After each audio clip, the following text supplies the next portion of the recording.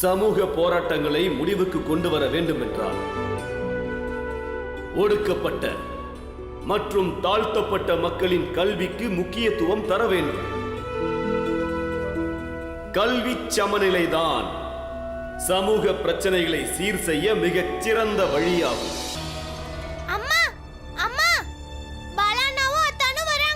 வராங்களா?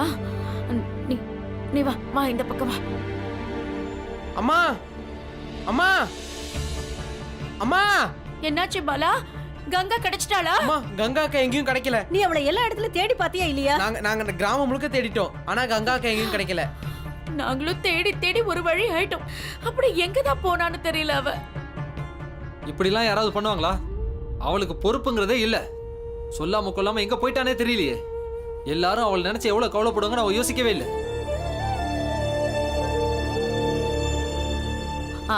ஆமா, நீங்க எதுக்கு கவலைப்பட போறீங்க? இங்க யாருக்கு தான் பொறுப்பு இருக்கு? பொறுப்பை பத்தி இப்ப பேசி என்ன பிரயோஜனம்? எங்க பொண்ணு தானே காணாம போயிட்டா. உங்களுக்கு என்ன, நீங்க நிம்மதியா இருங்க.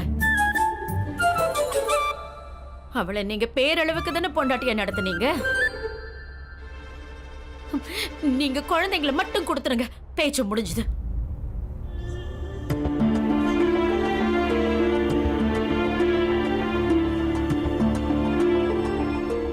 இங்க பாருமா, இந்த நாடகம் இப்படியே தொடரட்டும்.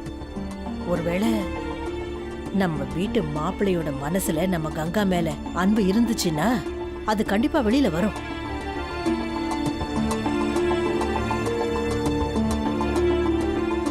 இல்ல தெரியலையே. தாமரை, எங்க இருக்க தாமரை? கொஞ்சம் வெளியே வரியா?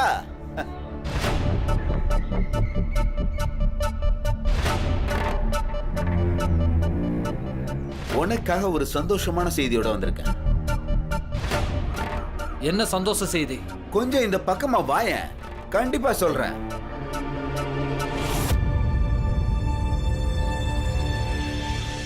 கொஞ்சம் இப்படி பாக்குறியா?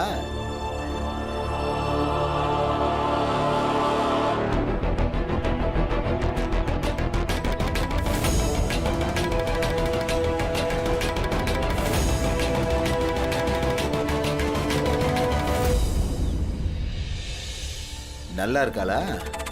அன்பான, அழகான, அடக்கமான, அமைதியான பொண்ணு. உங்க ஜாதியை சேர்ந்த ஒரு பொண்ணைய கொண்டு வருவன்னு உன்கிட்ட சொன்னல, செஞ்சிட்டேன். உங்க 2 பேரோட ஜோடி பொருத்தமும் நல்லா இருக்கும். இவ்வளவு கல்யாணம் பண்ணிக்கோ. என்ன பண்றீங்க? என்ன சொல்லிட்டு இருக்கீங்க? உங்களுக்கு எல்லாம் பைத்தியம் பிடிச்சிருச்சா என்ன? இப்படி பண்றதுனால உங்களுக்கு என்ன லாபம் கிடைக்கும்?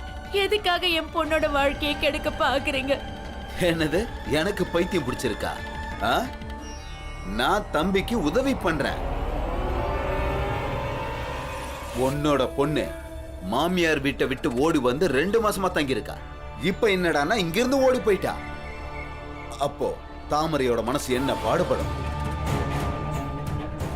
தாமரை தான் சொன்னா, வீட்டுல 2 சின்ன பசங்க இருக்காங்களாமே, அதுங்களை யாரு பாத்துப்பா?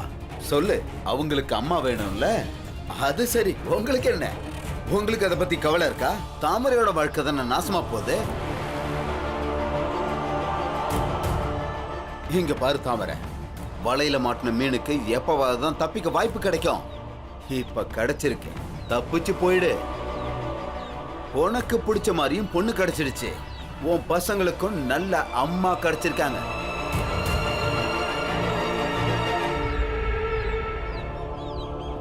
நீங்க எல்லாம் உங்க வேலையை மட்டும் பாருங்க. தயவு செஞ்சு கிளம்புங்க. இது எங்க வீட்டுக்குள்ள நடக்கிற பிரச்சனை. எங்களுக்குள்ளேயே பேசி நாங்க தீர்த்துக்கிறோம். நீங்க யாரும் கவலைப்பட வேண்டாம். என்ன பேசி தீப்பீங்க? இதுதான் வீட்டு பிரச்சனையா? மொத்த கிராமத்துக்கும் இப்பதான் எல்லாமே தெரிஞ்சு போயிடுச்சு. உங்க பொண்ணு ஓடி போயிட்டான்னு.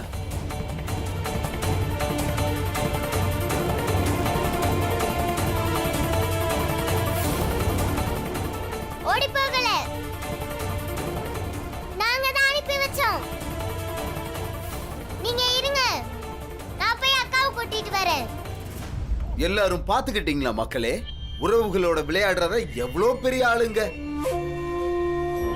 தாமரை கூடவே விளையாண்டுகிட்டு இருக்காங்க. பாவம் இந்த மனுஷன். இந்த வாழ்க்கையில இனிமே யாரத்தான் நம்புவாரு? நீங்க சும்மா இருங்க. இங்க இருந்து கிளம்புங்க. நீ போ, முதல்ல போய் உங்க அக்காவை கூட்டிட்டு வா. அட, நீ திரும்பவும் இந்த வலையிலேயே விழுந்துட்டியா? நீ சீக்கிரம் கல்யாணம் பண்ணி இந்த பிரச்சனையை விட்டு வெளியே வான்னு நான் சொல்றேன். இனிமே அவ திரும்ப திரும்ப இங்க தான் வந்துகிட்டு இருப்பா. திரும்ப திரும்ப நீ அவளை கூப்பிடுறதுக்கு இங்க வந்தாகணும். உனக்கு வேற வேலை வெட்டியே இல்லையா? நீ இதையே தான் செஞ்சுக்கிட்டு இருப்பியா?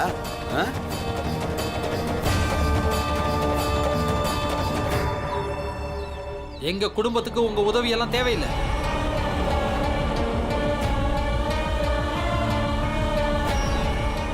எல்லாரும் இங்க இருந்து கிளம்புங்க. உங்களோட எந்த உதவியும் எனக்கு தேவையில்லை. இது எங்க வீட்டு பிரச்சனை. நாங்களே இதை பார்த்துக்கிறோம். கிளம்புங்க.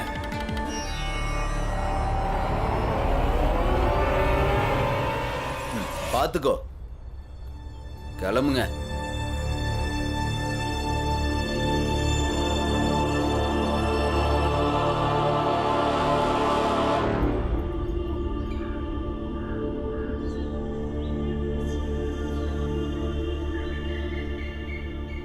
ராம்ஜி, பீமாவும் அவனோட அண்ணனுங்களும் நல்ல விதமாக தான் யோசிச்சிருக்காங்க.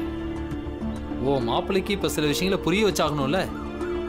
ஏன்னா ஒரு பொண்டாட்டி பிள்ளைங்கள்ட்ட நடந்துக்கிற விதம் ரொம்ப தப்பானதுப்பா. அவர் நல்லவர் தான், ஆனால் அவருக்கு இப்போ வரைக்கும் கெட்ட நேரத்தை எப்படி சமாளிக்கிறதுன்னு தெரியல.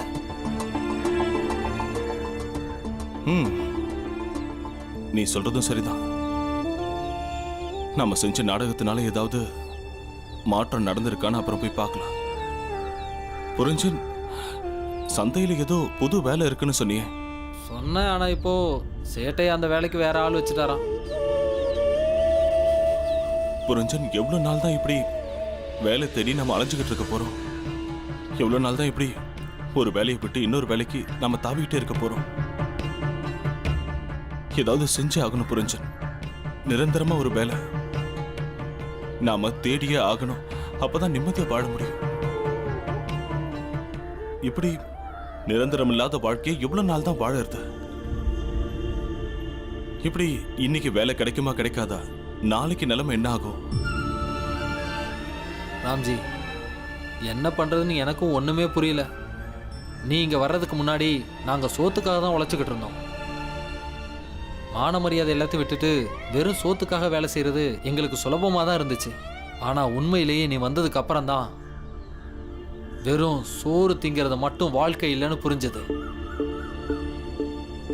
அதனால தான் நான் என்னோட குடும்பத்தை கௌரவமாக நடத்துறதுக்கான நல்ல வேலையை தேட தொடங்கினேன். அப்படி தேடி போன எல்லா இடத்துலையும் அவமானம் மட்டும்தான் கிடைச்சது. ஒவ்வொரு இடத்துலையும் வேலை கிடைச்சி போனதுக்கு அப்புறம் தான் ஜாதியை சொல்லி கேவலப்படுத்துறது எனக்கு புரிய வந்துச்சு. புரிஞ்ச, நானும் சில நேரத்துல நம்ம ஊரை விட்டே ரொம்ப தூரம் போய் வேலையை தேடலாம்னு நினைப்பேன். ஆனா நான் இல்லாத நேரத்துல இந்த ஊர்க்காரங்க நம்ம வீட்டுக்காரங்கள என்ன பண்ணுவாங்களோங்கிற பயத்துல தான் எல்லாத்தையும் நான் விட்டுறேன். ராம்ஜி, ஒன்று மட்டும் சத்தியமா சொல்றேன், நான் உயிரோடு இருக்கிற வரைக்கும் உன் குடும்பத்துக்கு எந்த கெட்டதும் நடக்க விட மாட்டேன். நீ எங்க வேலைக்கு போக நினைச்சாலும் சரி, போய் செய்.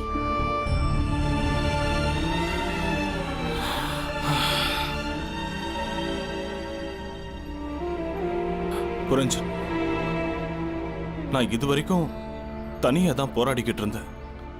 ஆனா ஒரு நாள் என் வாழ்க்கை முடியும் போது என்னோட இந்த போராட்டத்துல எனக்கு உறுதுணையா புரிஞ்சன்கிற ஒரு மாவீரன் இருந்தான். அவன் இருந்ததுனால சுலபமா போராட முடிஞ்சதுன்னு எல்லார்கிட்டையும் நான் சொல்லுவேன். ராம்ஜி, நீ இங்கேயே உட்கார்ந்திருக்க? அங்க உன் வீட்டுல பெரிய பிரச்சனை நடக்குது.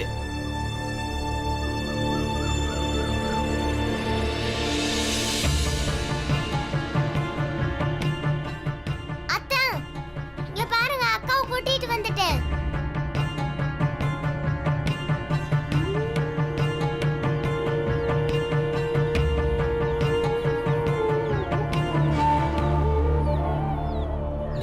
மட்டும் என் கூட வரலனா நான் கண்டிப்பா 2வது கல்யாணம் பண்ணிப்பேன்.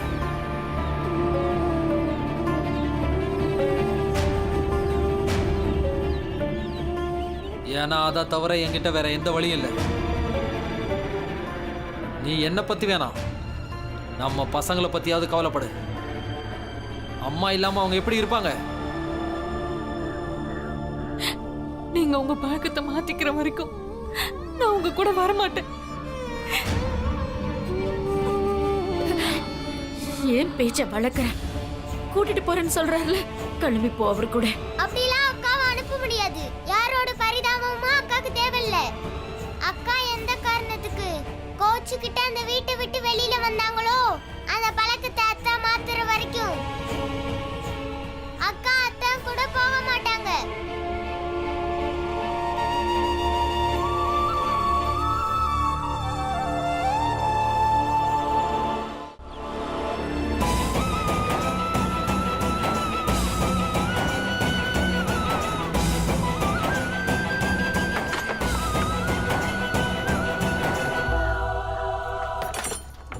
பீமா, கதவை தர.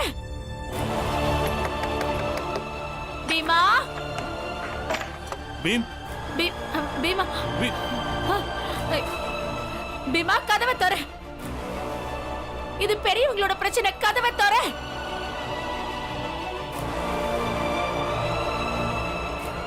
அக்கா அழாதீங்க, நான் குழந்தை தான். இருந்தாலும் உங்களை எனக்கு நல்லாவே புரியுது. பலவந்தத்தினால எதையுமே செய்ய முடியாது. எல்லாரும் எனக்கு எதிராக இருந்தும் நான் படிச்சுக்கிட்டு தான் இருக்கேன். அதே மாதிரி நம்ம எல்லாரும் பலவந்தப்படுத்தியும் பாலான வாத்திய வாசிக்கிறதுல ஆர்வமா தான் இருக்காரு.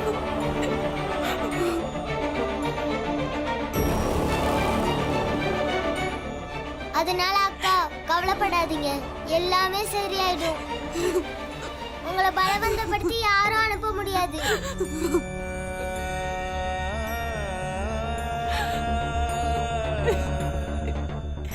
பொறுமையா இருக்கிறதுக்கு ஒரு எல்லை இருக்கு. எல்லாரும் சேர்ந்து உங்க பொண்ணுக்கு சொல்லி புரிய வைங்க. அவ ரொம்ப பண்ணிட்டா. இப்போ ஒரு முடிவை எடுத்தே ஆகணும்.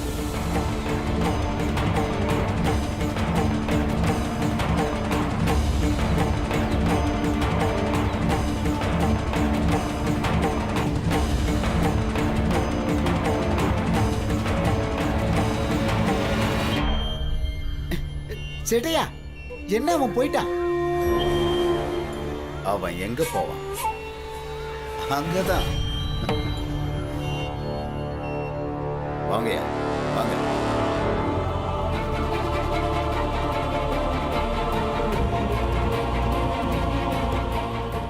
என் பொண்டாட்டி என் கூட வரலனா கண்டிப்பா இன்னொரு கல்யாணம் பண்ணிப்பேன். இந்த ஒரு வழிதான் இருக்குது. அதை தவிர என்கிட்ட வேற எந்த வழியும் இல்லை. 2 சின்ன குழந்தைங்க இருக்காங்க. அவங்கள யாரால பார்த்துக்க முடியும்? என் பசங்க அங்க அம்மா வருவான்ற நம்பிக்கையோட காத்துட்டு இருக்காங்க. அப்பா, அப்பா, அப்பா, நாங்களும் அம்மாவை பார்க்க வரோம். ஆமாப்பா, எங்களையும் கூட்டிட்டு போங்க.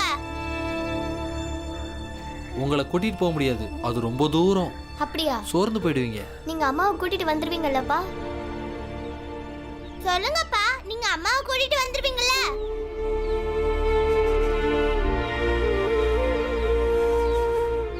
உங்க 2 பேர் மேலே அன்பு இருந்தா உங்க அம்மா இந்நேரம் இங்க வந்திருந்திருப்பான்.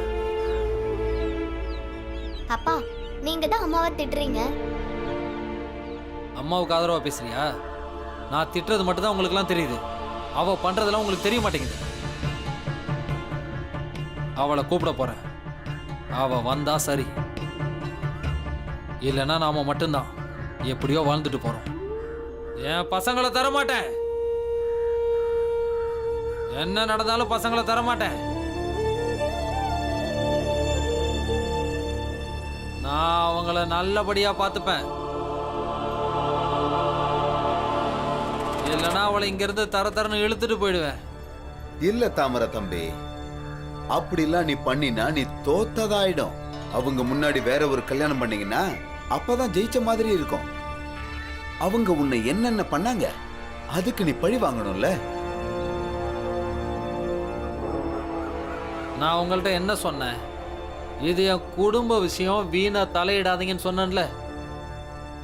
வீணா தலையிடல, நீ நல்ல மனுஷன்றதுனால உனக்கு உதவி பண்ண வந்திருக்கோம். உன்னோட சின்ன பசங்க அம்மா இல்லாம கஷ்டப்படுறாங்கன்றது தெரிஞ்சதும் எங்க மனசே உடைஞ்சு போச்சு. நீ கல்யாணம் பண்ணாம வாழ்ந்துருவ. அந்த பசங்க வாழ்க்கையை நினைச்சுப்பாரு. உலகம் அவங்கள அனாதன் தான் சொல்லும். நல்லா யோசி. அதுக்குத்தான் சொல்றோம், பொண்ணு தயாரா இருக்கு. நாளைக்கு அழகா கல்யாணம் பண்ணிட்டு கிளம்பி போயிடு. நீங்க உங்க வேலையை மட்டும் பாருங்க. நீங்க உங்க வேலையெல்லாம் விட்டுட்டு எனக்கு ஏன் புரிய வைக்க நினைக்கிறீங்க? நான் என்ன பண்ணணுமோ பண்ணிக்கிறேன். நீங்க முதல்ல இங்க இருந்து கிளம்புங்க. உனக்கு புரிய மாட்டேங்குது. அவங்க ரொம்ப மோசமானவங்க. எனக்கு எல்லாம் புரியுது. நீங்க இதெல்லாம் ஏன் பண்றீங்கன்னு எனக்கு நல்லா புரியுது. பீமாராவ் கூடயும் ராம்ஜி கூடயும் போட்டி போட நினைச்சு நீதிமன்றம் வரைக்கும் போய் தோத்து போய் வந்திருக்கீங்க இல்ல? அது மட்டும் இல்ல, என் மாமனார்கிட்ட உங்களோட எந்த வேலையும் செல்லுபடி ஆகல. அதனால என்ன வச்சு காய் நகத்தை பாக்குறீங்க. என்ன வச்சு ஆட்டம் காமிச்சு பாடம் புகட்டலான்னு நினைக்கிறீங்க. ஆனா நான் இனி அப்படிலாம் எதுவும் செய்ய மாட்டேன். செய்ய மாட்டேன். யோ, என்ன ஆளியா நீ? உனக்கு நாங்க உதவி பண்ணா எங்க கிட்ட நீ இப்படி பேசுற? உங்க உதவி தான் தேவையில்லைன்னு சொல்றேனே, மன்னிச்சிருங்க. இங்க இருந்து கிளம்புங்க. என் மாமனார் என்ன ஜாதியோ அதே ஜாதியை சேர்ந்தவன் தான் நானும். உங்களை மாதிரி ஆளுங்க எங்க ஊர்லயும் கொஞ்சம் பேர் இருக்காங்க. ஆரம்பத்தில் நீங்களாம் நல்லவங்களா இருப்பீங்களோன்னு நான் கொஞ்சம் நம்பிட்டேன். சாராயம் குடிக்கிறவனுக்கு யாராவது சாராயத்தை ஊற்றி கொடுத்தா உண்மையிலேயே அவன் நல்லவங்கன்னு தான் நினைப்பான். ஆனால் யாராவது அவன் கல்யாணம் பண்ண ஒரு பொண்ணை கூட்டிகிட்டு வந்தா அவங்க கண்டிப்பாக சூழ்ச்சி நிறைஞ்ச ஆளுங்களாக தான் இருக்க முடியும். எல்லாரும் இங்கிருந்து கிளம்புங்க, போங்க.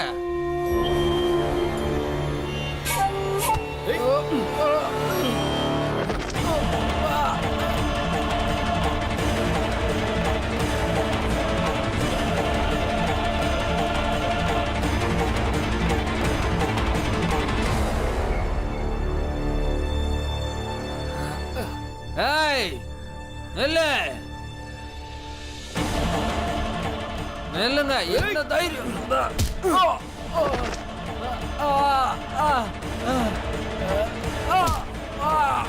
நல்லா போ. நல்லா அடி. அப்பதான் திருந்துவான்.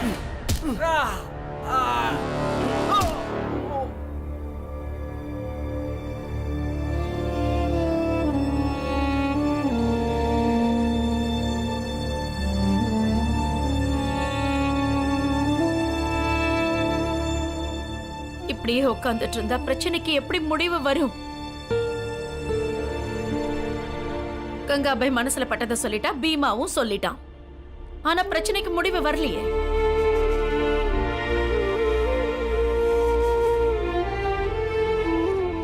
யாராவது ஏதாவது பேசுங்க, உங்ககிட்ட தான் கேக்குறேன். அம்மா, உண்மைதான் எப்பவுமே ஜெயிக்கும்னு அப்பாவும் நீங்களும் அடிக்கடி சொல்வீங்கல்ல. நம்ம அக்காவும் உண்மையா தானே இருக்காங்க. அப்பாவோட கேஸ்லயும் இப்படிதான் நடந்துச்சு. போராட்டமும் பிரச்சனைகளும் முன்ன பின்ன இருக்கத்தான் செய்யும். ஆனா கடைசியில வாய்மை தான் வெல்லும். கண்டிப்பா கடைசியில ஒரு வழி பிறக்கும்.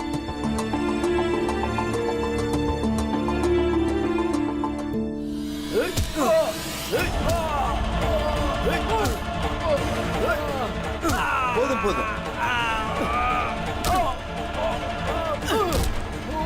எவ்வளவு தூரம் சொல்றோம், புரிய மாட்டேங்குது.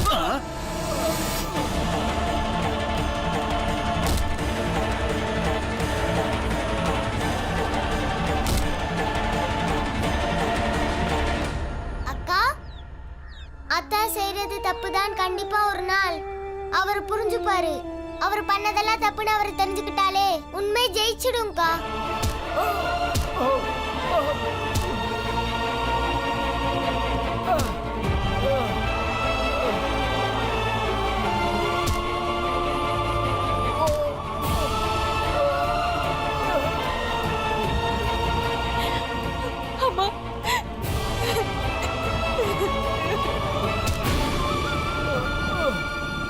போதும் செத்துற போறேன். என்ன பேச்சு பேசினா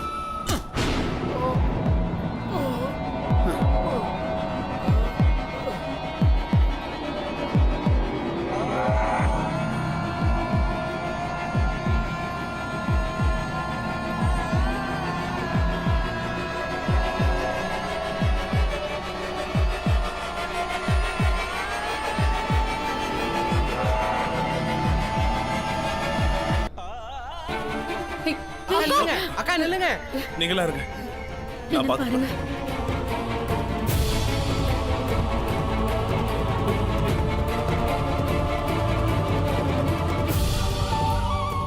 எங்கேயோ போய் குளிச்சுட்டு வர? நான் ஆத்துக்கு போய் குளிச்சுட்டு வரேன். அந்த சக்பால் மருமகனை ரொம்ப போட்டு அடிச்சிட்டல. எனக்கு வந்த ஆத்திரத்துக்கு உண்மையிலேயே அவனை அடிச்சு கொன்னு போட்டிருந்திருக்கணும். இல்ல இப்ப வேணாம். அந்த பொம்பளையோட கேஸோட சூடு இன்னும் ஆறல. எதை பண்ணாலும் கொஞ்சம் மெதுவா பண்ணலாம். இதெல்லாம் ஒரு தேநீரா? என்னையா? ஏன் கடை தேநீரை குடிச்சு பாரியா?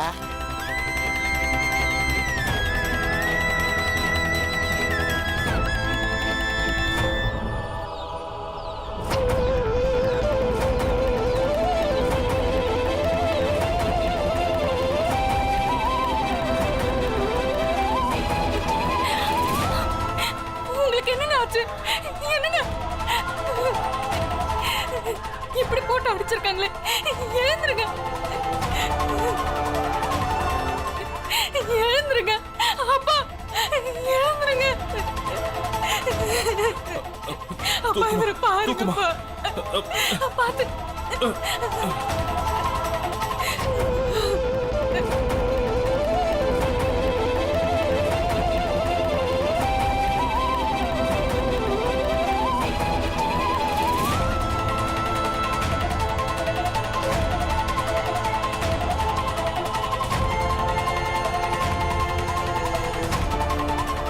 அம்மா, அத்தை, அப்பா அப்பா, ஐயோ, விலங்கு, விலங்கு, என்னாச்சு? பார்த்து பார்த்து. விலங்கு, விலங்கு. நான் பாத்துக்கிறேன். மாமாக்கு என்னாச்சு? பார்த்து உள்ள போங்க. சீக்கிரம் பாத்து, பாத்து. மெதுவா, மெதுவா, மெதுவா. பார்த்து மெதுவா. மெதுவா. படுக்க வைங்க. அம்மாடி, கொஞ்சம் சீக்கிரமா போய் வெந்நீர் வைமா. கூடவே கொஞ்சம் மஞ்சளையும் கொண்டு வா. நான் எடுத்துட்டு வரேன். சீக்கிரமா பண்ணுங்க. பாலா, நீங்க 2 பேரும் போய் மூலிகையில பறிச்சுட்டு வாங்க, போங்க.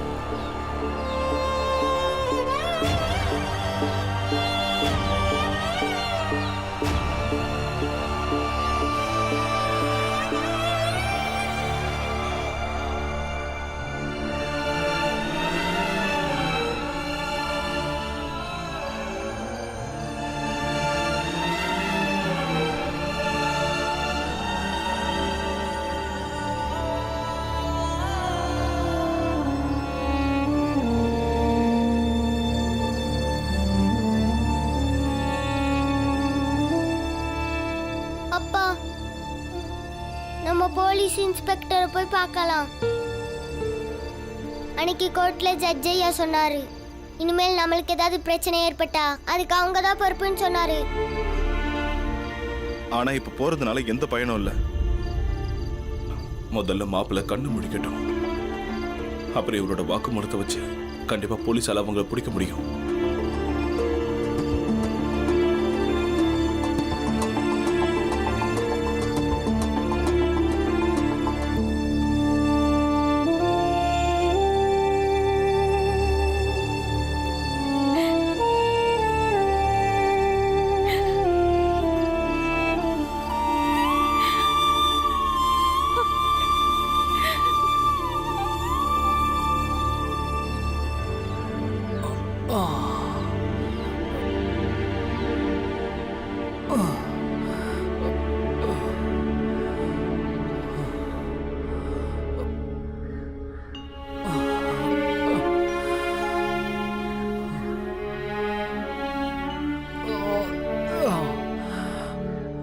உன்னால என் வாழ்க்கையே இப்படி ஆயிடுச்சே.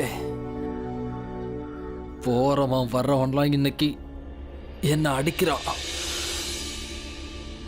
நீங்க நல்லா படுத்து தூங்குறியா? என்னாலயா? அப்ப நீங்க எதுக்கு வந்தீங்க? நீங்க இங்க வராம இருந்திருந்தா இப்படி எல்லாம் உங்களுக்கு நடந்திருக்காதுங்க. இப்பவும் நான் சொல்றேன், நீங்க இங்க இருந்து கிளம்பி போயிடுங்க. நீயும் கூட வா, நாம கிளம்பி போலாம்.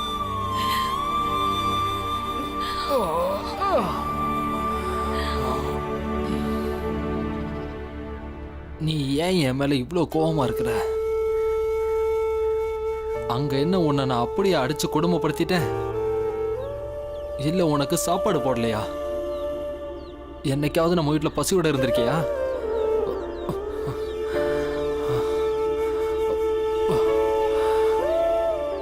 ஏதாவது நீ பேசு. பேசுறதுனால என்ன பலன்? நீங்க பேசுற வார்த்தைகள் தான் என்ன காயப்படுத்துறதுன்னு கூட உங்களுக்கு தெரியலங்க. என்ன சொல்ல சொல்றீங்க? அடிக்கிறதுனால உடம்பு தாங்க வலிக்கும். ஆனா நீங்க சொல்ற சுடு சொல்லு என் மனசு தாங்க வலிக்குது. அந்த வலி இருக்கிற வலியிலே ரொம்ப பெருசுங்க. உன் சொற்பொழிவுல எனக்கு தேவையில்லை. இங்க இருந்து நீ முதல்ல கிளம்பு.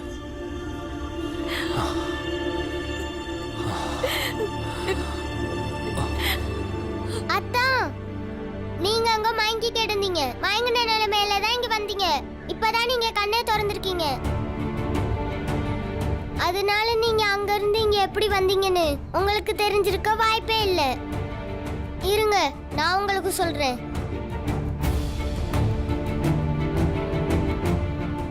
நாங்க எல்லாரும் தண்ணீர் குடிச்சிட்டு இருந்தோம். அக்காவுக்கு திடீர்னு என்ன ஆச்சுன்னு தெரியல. திடீர்னு இங்க இருந்து ஓடினாங்க. அங்க போனப்ப நீங்க கீழே மயங்கி கிடந்தீங்க. அப்பா தான் உங்களை இங்க தூக்கிட்டு வந்தாரு. அப்பாவும் அம்மாவும் அடிக்கடி ஒன்று சொல்லுவாங்க, நம்ம ஒருத்தர் உண்மையா மனசார நேசிச்சோம்னா அவங்களுக்கு ஏதாவது ஆச்சுன்னா நம்மளுக்கு எப்படியாவது கண்டிப்பா தெரிய வந்துருமா. கண்டிப்பா அக்காவுக்கு அப்படிதான் மன உணர்வு சொல்லியிருக்கணும்.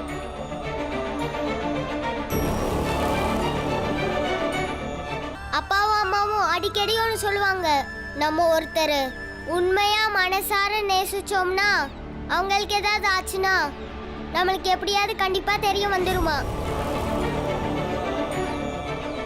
கண்டிப்பா அக்காவுக்கு அப்படிதான் மன உணர்வு சொல்லியிருக்கணும்.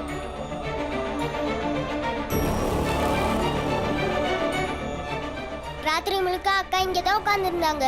ஆனா அக்கா இப்ப பேசினது சொற்பொழிவு கேட்கிற மாதிரி இருக்குதா?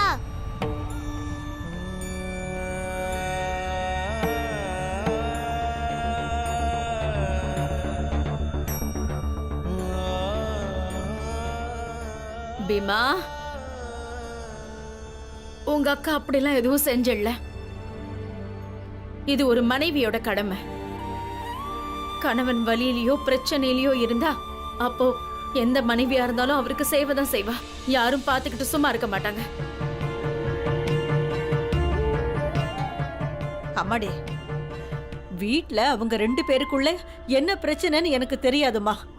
ஆனா நம்ம வீட்டு மாப்பிள்ளை ஒரு புருஷனா அவரோட கடமையை தவறாம இருக்காருன்னு தான் நான் சொல்லுவேன்.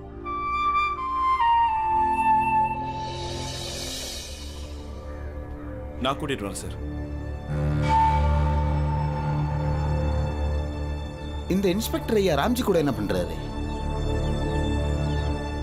மாப்பிள்ள, உங்க வாக்குமூலம் தேவை.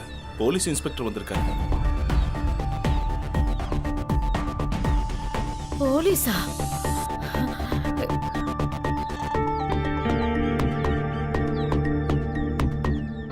ஐயா, அவர் எப்படி வெளியில வருவாரு? அவரால் எந்திரிக்க கூட முடியல. அவருக்கு உடம்பு சரியில்லை. அவர் வெளியில வர மாட்டாருங்க ஐயா. நான் உள்ள வர மாட்டேன். நான் வெளியிருந்து கேட்கிற கேள்விக்கு உள்ள இருந்தே பதில் சொல்லுங்க. உன்னை அடிச்சது யாரியா?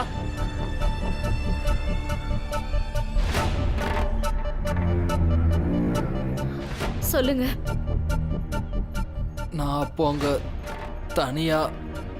உன்னை தாயா கேட்கிறேன், உன்னை அடிச்சது யாரு? என்னையா இன்னும் என் மூஞ்சாய் பார்த்துக்கிட்டு இருக்க? போய் சீக்கிரம் சேட்டையாவை கூட்டு வா. போ போ. சரி, வந்துடுறேன்.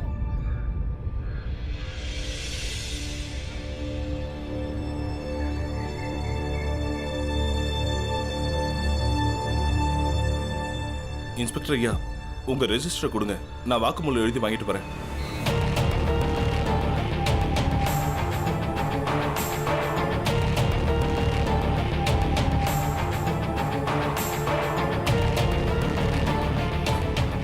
தள்ளுமா. அப்பா. மாப்பிள்ள, நீங்க உங்க வாக்குமூலத்தை சொல்லுங்க. நான் எழுதுறேன், சொல்லுங்க.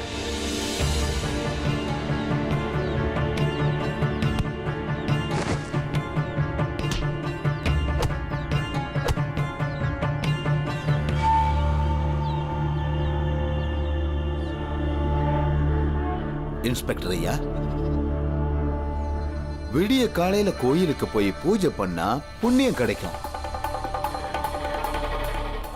காலையில இங்க வந்தா இன்னைக்கு பூரா விளங்காது. உங்க உபதேசத்தை கேட்க வரல தன்சுக்லால். தப்பு செஞ்சவங்க தான் விளங்காம போவாங்க. கொஞ்ச நாள் அமைதியா இருங்க, இவங்க கிட்ட வம்பிழுக்க வேண்டாம் நான் சொன்னல. ஆனா நான் சொன்ன பேச்சை எங்க கேட்டீங்க? இப்ப நல்லா அனுபவிங்க. இன்ஸ்பெக்டர் ஐயா, இவங்க வர வர இவங்க எல்லையை மீறி போறாங்க. நாங்க என்ன பண்றது? ஐயா, பொறுமையா இருக்கிறதுக்கு ஒரு எல்லை இருக்குல்ல. அப்ப வர்றதா அனுபவிங்க. எல்லாரும் நல்லா மாட்ட போறீங்க. நாங்க அனுபவிக்க போறோமா இன்ஸ்பெக்டர் ஐயா? என்ன நீங்க இப்படி எல்லாம் பேசுறீங்க? அது இருக்கட்டும் இன்ஸ்பெக்டர் ஐயா, நான் உங்களுக்காக ஒரு தங்க மோதிரத்தை வச்சிருக்கேன். அப்புறமா கடைக்கு வாங்க. ஒரு பிரயோஜனம் இல்ல. என்ன என்ன பிரயோஜனம் இல்ல?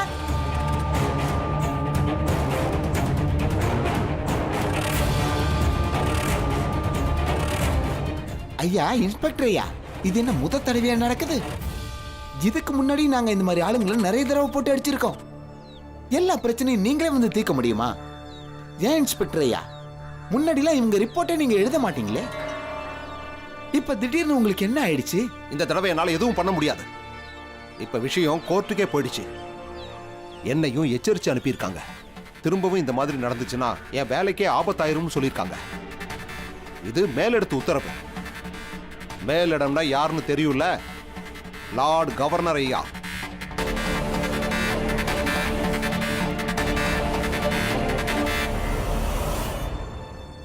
லார்ட் கவர்னர் ஐயாவுக்கு இதெல்லாம் எப்படி தெரிஞ்சிச்சு? இந்த ராம்ஜி சக்பால் மிலிட்டரியில சுபேதாரா இருந்திருக்காரு. சேட்டு, அந்த ஆளை மட்டும் நீ பகச்சுக்காத. அப்புறம் நீ லார்ட் கவர்னர் ஐயாவுக்கு பதில் சொல்ல வேண்டியிருக்கும்.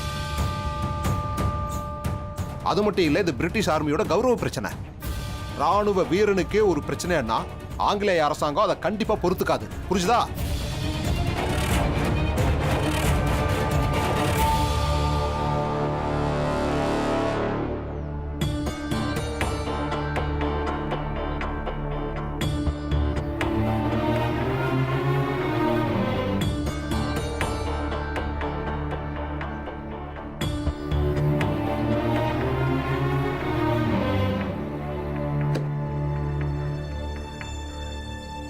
இன்ஸ்பெக்டர் சார்,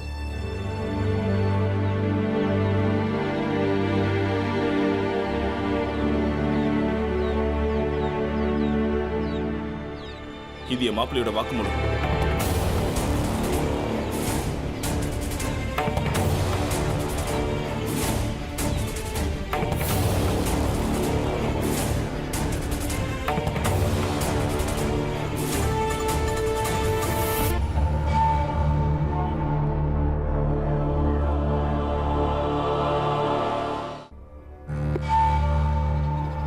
உங்க 3 பேரையும் நான் ஸ்டேஷனுக்கு கூட்டிட்டு போய் ஆகணும்.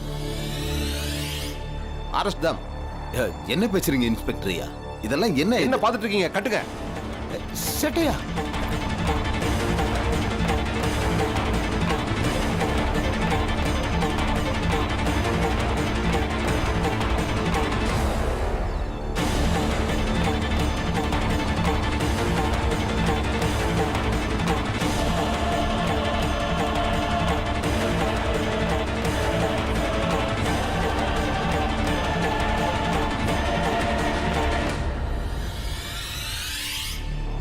வாங்க வாங்க.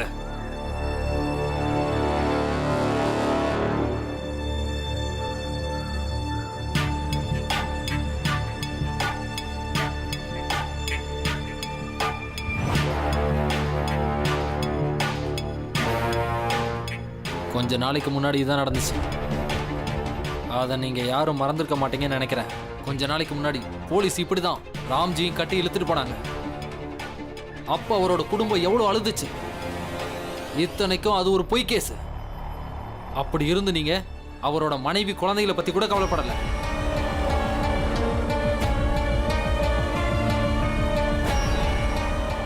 நீங்க எல்லாருமே செஞ்ச பாவத்துக்கான தண்டனை இவ்வளவு சீக்கிரமாவே அனுபவிப்பீங்க நான் எதிர்பார்க்கிறேன். ஏன்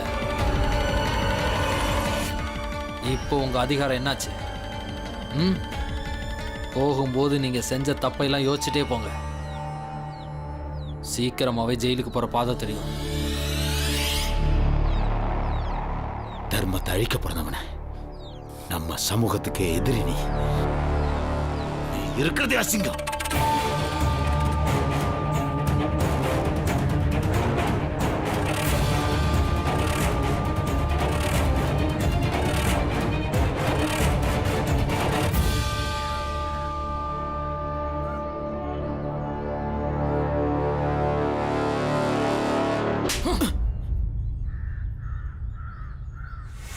என்ன பண்ணிட்டு இருக்கீங்க?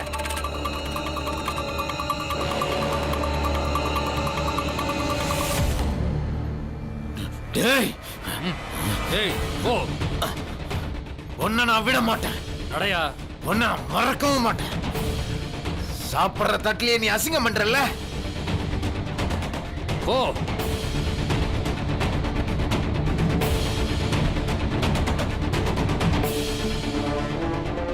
அப்பா திரும்பி வரும்போது நல்ல மனுஷனா திரும்பி வாங்க.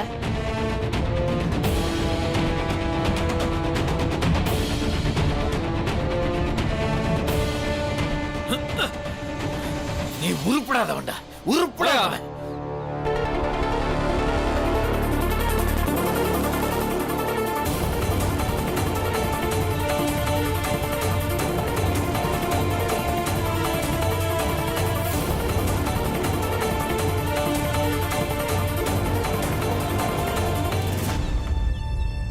அப்பா, நீங்க மட்டும் ரிட்டையர்ட் சுபேதாரா இல்லாம இருந்திருந்தா போலீஸ் இன்ஸ்பெக்டர் அவங்கள கைது பண்ணி கூட்டிட்டு போயிருக்க மாட்டாங்கல்ல? ஆமாப்பா. அப்பா, அப்படின்னா ஒரு வீட்ல சுபேதார் இல்லனா அவங்களுக்கு எப்படிப்பா நீதி கிடைக்கும்? தெரியல பீம். ஆனா அப்பா, நீதின்றது எல்லாருக்கும் கிடைச்சாகணும்லப்பா. நம்ம நாட்டுல எப்பப்பா அப்படி நடக்கும்?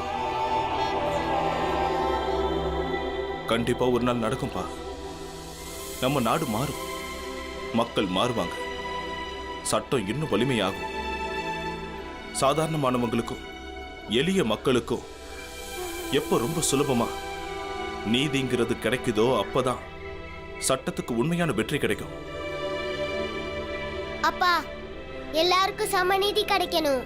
அதை வாங்கி தர இடத்துக்கு நான் வருவேன்ப்பா. எல்லாருக்கும் நீதி வழங்குவேன். எல்லாரையும் சரிசமமா வாழ வைப்பேன்ப்பா.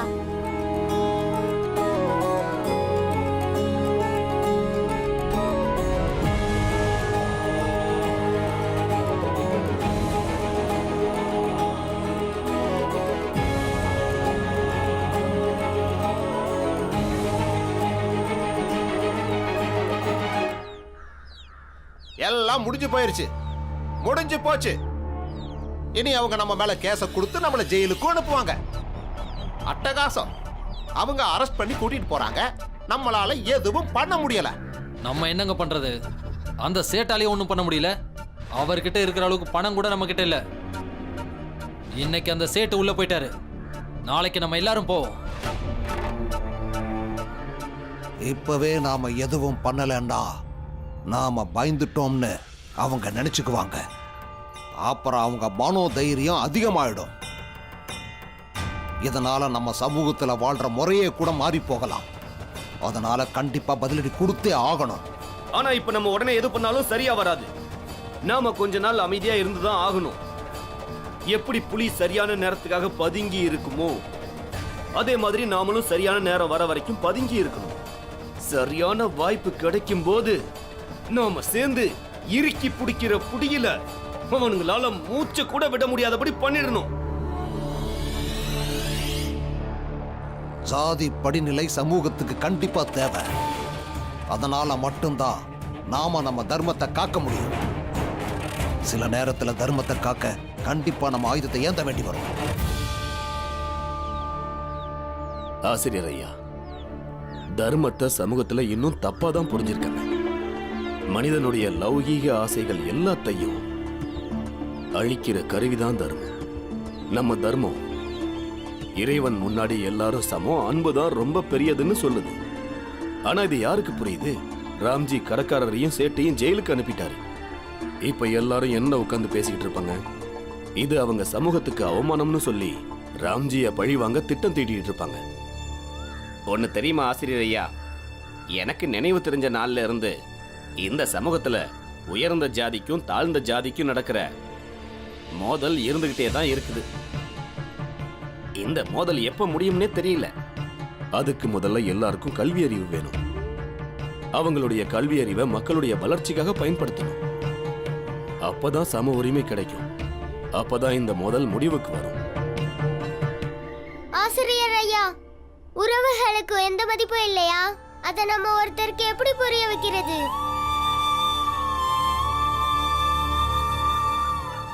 ஏன் அப்படி கேக்குற பீம்? ஐயா, எங்க அக்கா எங்க அத்தானை பத்தி எவ்வளவு கவலைப்படுறாங்க. ஆனா எங்க அக்கா தப்பு பண்றதா தான் அத்தான் நினைச்சிட்டு இருக்காரு. அவருக்கு நான் எப்படி புரிய வைக்கிறது? அத்தான் ஏன் புரிஞ்சுக்கவே மாட்டேங்கிறாரு.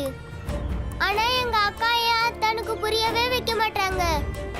எங்க அத்தானுக்கு உறவோட அருமையை எப்படி புரிய வைக்கிறது? நீங்களே சொல்லுங்க ஆசிரியர் ஐயா. இந்த கேள்விகள் எல்லாம் என்ன வாட்டி வதைக்குது.